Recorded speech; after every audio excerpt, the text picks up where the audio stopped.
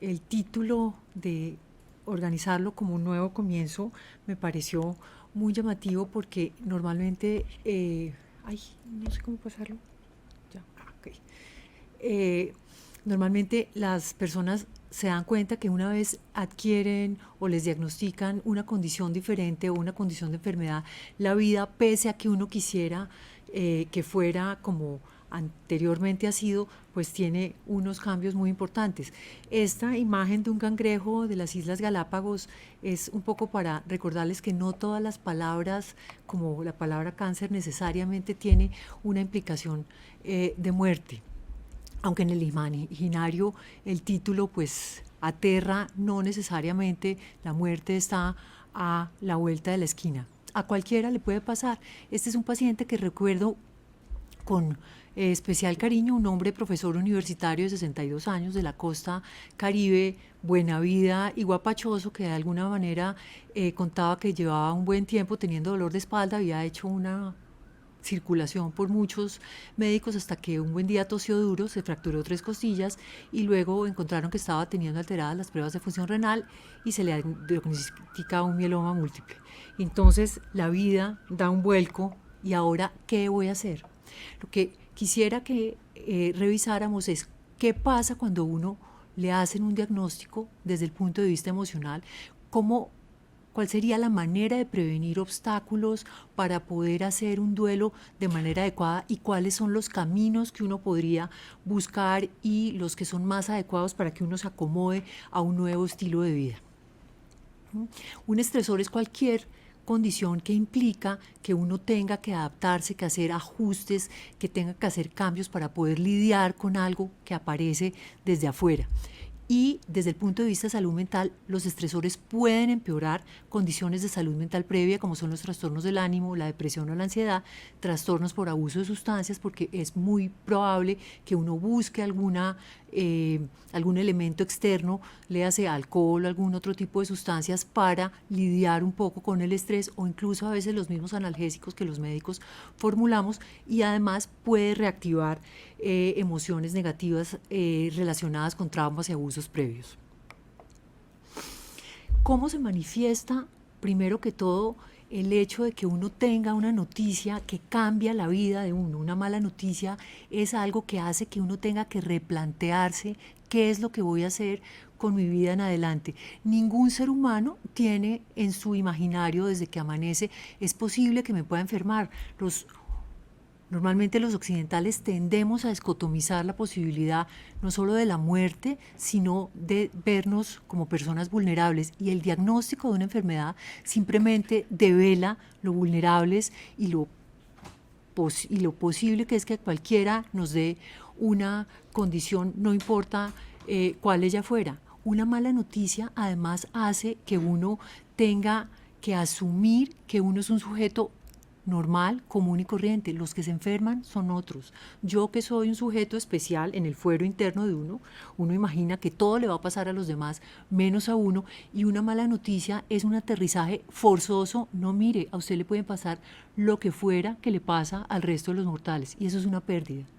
Implica perder la convicción de que uno es especial, implica perder la convicción de que la salud es un bien inalienable, es una cosa con la que uno va a contar siempre, y es una herida para el amor propio de que yo soy un sujeto al que no le puede pasar nada. Ese es un elemento dolorosísimo. Si uno, de entrada, lo que uno generalmente le plantea al paciente, sí, claro, somos todos vulnerables, pero fíjese que esa certeza es una certeza que uno tenía y era vana. Somos absolutamente todos vulnerables. Que fuéramos un poquito omnipotentes o invulnerables era una fantasía, de modo que lo único que hace la enfermedad finalmente es aterrizarlo a uno con la evidencia, pues, de que tenemos una cantidad de debilidades que hay que tratar de protegerlas con el fin de prolongar la vida y prolongar la calidad de vida. Otro aspecto que viene de la mano es que aparece la incertidumbre. ¡Ah, carambas! ¿Y ahora qué va a pasar conmigo? Con todos estos planes que tenía yo para dentro de 2 años, hacer cuando mis hijos se gradúen, o cuando deje de trabajar, o cuando disminuya el ritmo de mi trabajo, ¿ahora qué va a pasar? Los seres humanos necesitamos de certezas que a veces son vanas, pero que las podemos cambiar por otras cosas. cambiarlas, por ejemplo, ¿por qué? Bueno, hay que vivir el día a día. Lo que uno tiene finalmente es lo que está pasando en este instante y esa es una base para algunas de las sugerencias de cómo vivir, de vivir plenamente el día a día en que se basan algunas tendencias que están y que ayudan mucho como el mindfulness. Uno ser consciente del momento que vive, de la situación por lo que está atravesando, no solamente implica aprender el aspecto doloroso, sino también los aspectos positivos de la vida. Mi interés en mostrarles estas imágenes, estas son las dunas de Taroa en La Guajira, son hermosísimas, el mar cae, la arena cae en el mar.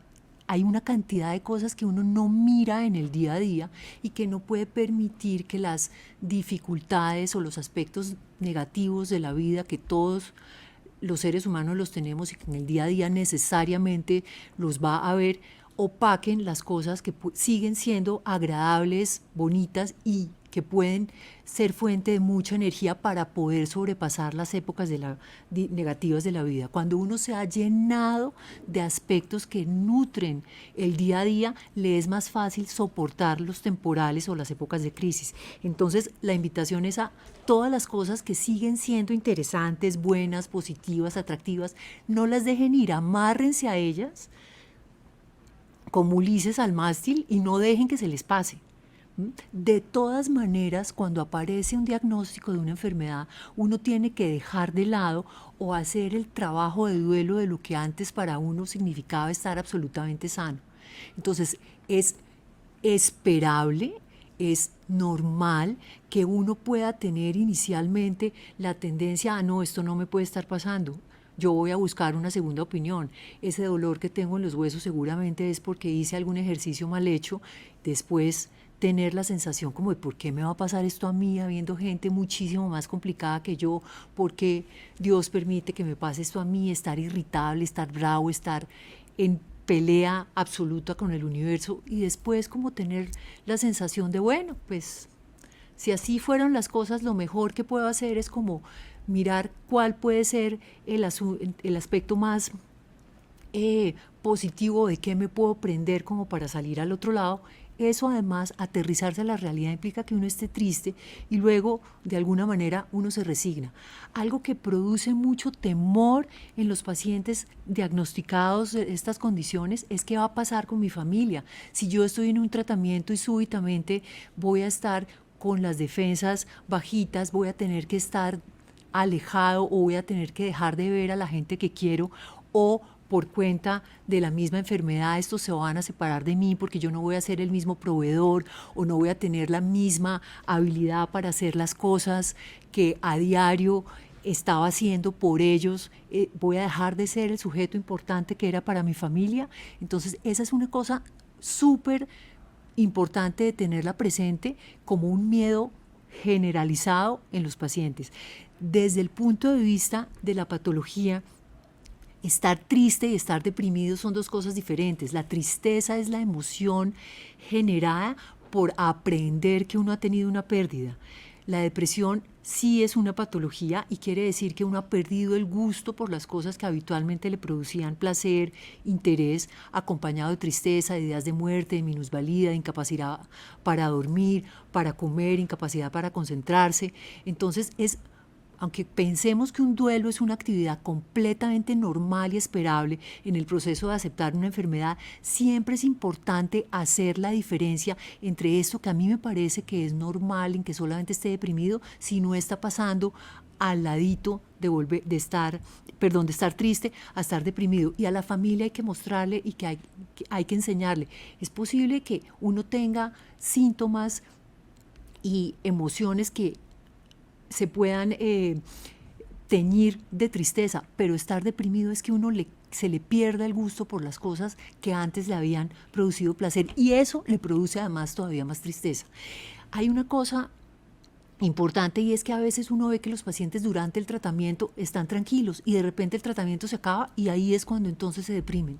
Es como si uno matara el tigre y después se asustara con la piel y se deprimen es de pensar, ay carambas, mire por todo lo que ha atravesado y mire que a lo mejor he estado en riesgo de morirme y mire además el cambio tan drástico que se ha dado en mi vida en el día a día. Entonces no solamente sobrepasar el periodo de la quimio y después el trasplante o lo que se necesite, hay que estar pendientes después de cómo sigue el estado de ánimo del paciente. Los trastornos ansiosos, que son menos frecuentes que los depresivos, también son frecuentes y se dan sobre todo relacionados con la incertidumbre. ¿Qué voy a hacer yo para aguantarme el temor de cuando me hacen una biopsia de médula ósea esperar el resultado?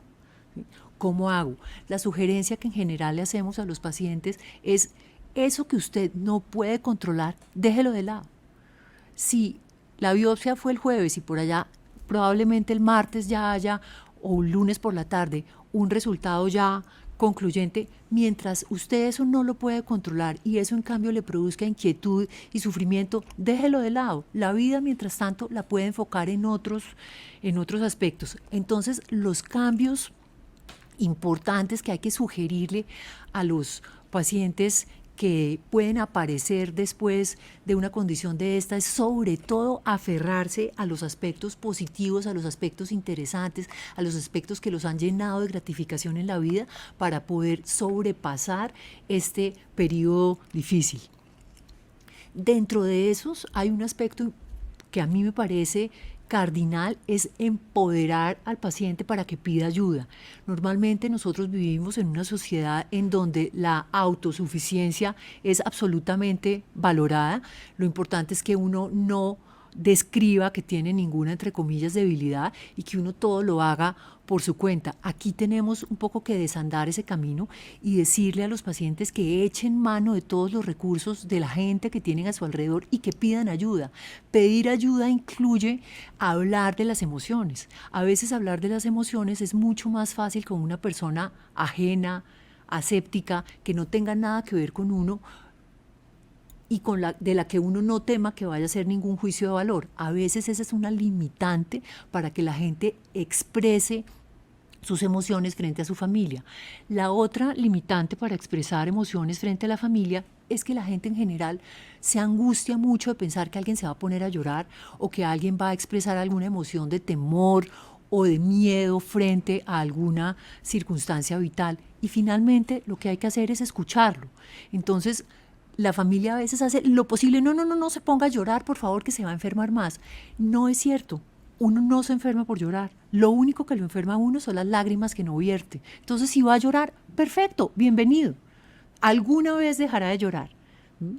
En cambio, si uno no llora o no expresa las emociones o tiene la sensación, ayer me decía un paciente por la noche que no lloraba porque siempre sus hijos le decían que no llorara porque eso se iba a enfermar más y que además estaba dentro de las herramientas de él poner de su parte para que la enfermedad y el tratamiento funcionara mejor, y eso no es cierto. El estrés sí genera enfermedades, pero no es cierto que el hecho de que uno se entristezca, la enfermedad la empeore. Los estudios no dicen eso. Hay gente muy frágil que sobrevive más que otras que no lo parecen y estaban tristes. Entonces, el asunto es descartar que no haya un cuadro depresivo. Estar triste es un derecho, pero hay que acompañarlo porque en cualquier momento se puede resbalar hasta el lado de la depresión. Este es un aspecto súper importante en donde uno debe darle al paciente la sugerencia de que preserve su vida social. En estas épocas de pandemia a lo mejor eso suena como un exabrupto, pero lograr continuar comunicado con la gente con la que puede hablar de otros temas, con la gente que no está solamente centrada en cuándo es el día de la quimioterapia, cuándo es la próxima biopsia de médula ósea, es un elemento importantísimo para que haya como un respiro de vida normal y de aire puro. Repetimos, el vivir el momento presente debe ser no solamente para quienes están atravesando por este cambio vital que implica el tener un mieloma múltiple, sino que uno debería vivir así, uno debería centrarse en enfocarse en lo que está pasando ahora, sin estar pensando en, ay, ¿sí será que voy a pasar a residencia? ¿Sí será que voy a hacer esto, aquello, lo demás allá? Lo de ahora. Ser el superhombre o la supermujer es una tarea que no ayuda para nada. Hay que aprender a delegar, hay que aprender a decirle a la gente, suelte el trabajo, dé ese permiso de convalecer, dé ese permiso de estar en el hospital y de ocuparse de lo que más le guste. En estos días, un muchacho jovencito, como de unos 30 años, que hablaba que le gustan mucho los videojuegos e incluso se compró unas gafas de realidad virtual, me decía muy angustiado que temía que eso hiciera que perdiera un tiempo precioso en su vida y que qué tal que le quedara poco tiempo y él lo gastara jugando. Pues si le gusta, perfecto. Y está en el hospital y eso le ayuda a pasar el tiempo, pues maravilloso que tiene esa opción. Y pues nadie sabe lo que va a pasar mañana, luego dedíquese a vivir el día de hoy. Sacar tiempo para uno es una actividad que normalmente no está muy bien vista. Uno lo incitan y le enseñan que uno siempre tiene que ser productivo y que tiene que estar en general dedicado a cosas que generen algún fruto, algún provecho. Pues dedicarse tiempo a uno mismo es una actividad de muchísimo provecho. Poder decidir que uno quiere sentarse a mirar, bueno, ¿yo qué quiero en la vida?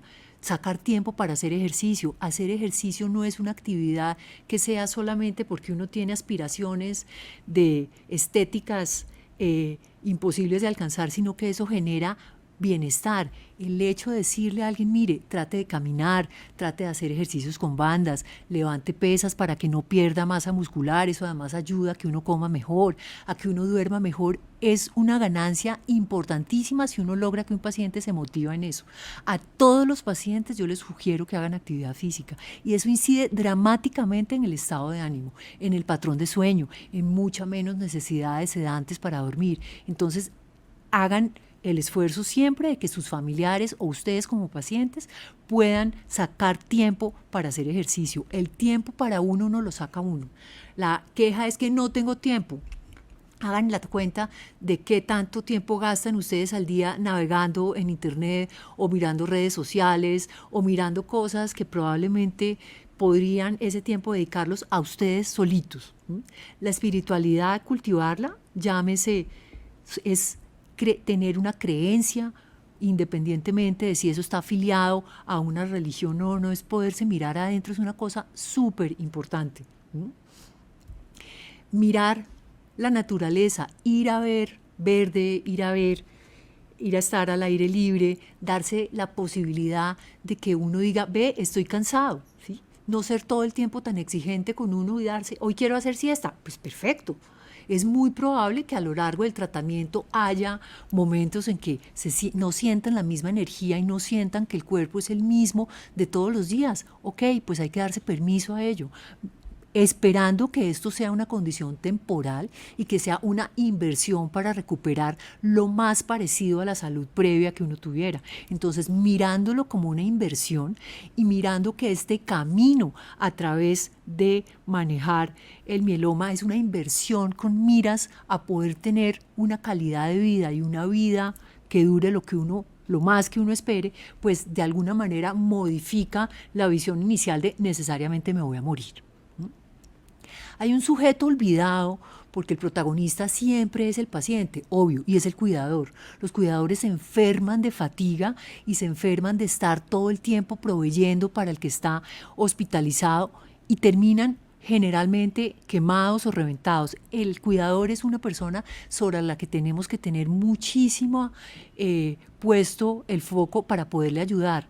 La falta de reconocimiento es un elemento que duele mucho a los cuidadores. En general, las esposas y las mujeres pues que socialmente llevamos el rol de cuidadores, pero también hay hombres que son unos cuidadores magníficos, pero en general se quejan de la falta de reconocimiento. La enfermedad a veces trae de la mano que quien está enfermo se torne irritable o tenga menos paciencia, o está irritable porque tiene mucositis, porque le duele, porque lleva muchos días hospitalizado, porque está alejado de la familia. Hay muchísimas situaciones que le lo pueden tornar a uno irritable. ¿Y con quién se descarga? Con el que está al lado, que es el que lo cuida.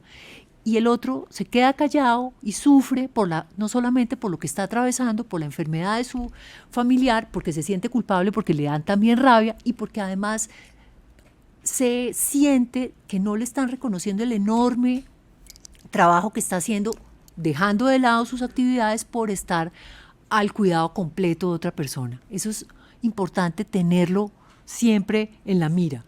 Y eso además a la gente le genera culpa. ¿Cómo es posible que yo me ponga brava con mi marido porque me gritó o porque está muy exigente cuando pues él es el que está enfermo? ¿Cómo me va a poner yo bravo? No, pues sí tiene derecho, porque uno tiene derecho a estar cansado. Dormir mal acompañando a la otra persona en el hospital es una cosa que va desgastando.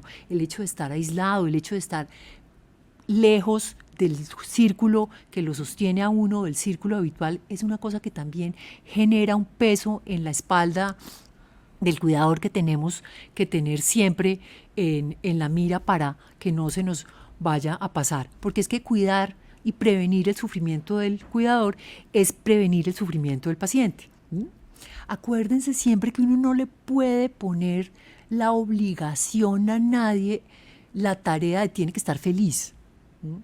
Estar feliz es una decisión de adentro y aunque sea una sugerencia bien intencionada, puede que haga que el paciente se sienta todavía más cargado. Ay, carambas, yo me siento triste y me siento desganado o no tengo ganas de hacer cosas, me voy a enfermar más.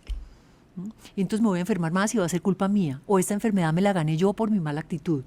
No, mire, las enfermedades aparecen porque son una condición inherente a la vida. La única razón por la que las enfermedades aparecen, dejemos de lado las cosas genéticas, etcétera, es porque es el riesgo de estar vivo. Entonces, listo, apareció una enfermedad, miremos a ver cómo hacemos para lidiarla lo mejor posible. Lo que ya pasó, ¿para qué nos desgastamos en buscarle el origen? Miremos hacia adelante cómo podemos hacer para que el día sea mejor. Entonces, si bien hay que estar pendientes de que el estado de ánimo no decaiga, eso no significa que por decreto uno tiene que estar feliz. Venga, si está triste, hablemos de eso. ¿Qué será lo que está contribuyendo o lo que perpetúa que se sienta así? Y eso es distinto de, me quedo callado porque si me ven que estoy triste van a pensar que no soy lo suficientemente guapo o que me voy a enfermar por cuenta mía porque es que yo no pongo de mi parte. Poner de mi parte ya con estar asistiendo al tratamiento y aceptar la enfermedad, ya eso es bastante. Acuérdense siempre que es muy importante que detrás de los pacientes siempre hay una familia a la que le ha cambiado por completo la vida con el diagnóstico de una enfermedad como el mieloma múltiple. La vida claramente no vuelve a ser la misma, pero que no vuelva a ser la misma no quiere decir que sea mala. Esa es una imagen de Cañocristales que durante mucho tiempo estuvo vedada la ida, entonces hay cosas que uno descubre en la medida que las puede ir a ver. Es lo mismo con las enfermedades, uno puede descubrir otro tipo de vida distinto al que llevaba, pero no por ello tiene que ser una vida mala. Es probable que si uno descubre, oiga, yo voy a dejar cosas que son absolutamente accesorias porque la oportunidad de estar vivo me hace pensar que no voy a gastarme mis energías ni en sufrir por cosas materiales, ni porque alguien no saludó, ni porque alguien no tuvo la deferencia que yo esperaba para conmigo. Eso es una ganancia porque es una manera distinta de asomarse a ver el mundo y de esperar cosas que son vitales y no cosas que son solamente accesorias. Eso era más o menos lo que les quería invitar a pensar acerca del recorrido desde el punto de vista emocional que implica una enfermedad como el mieloma múltiple. Mil gracias.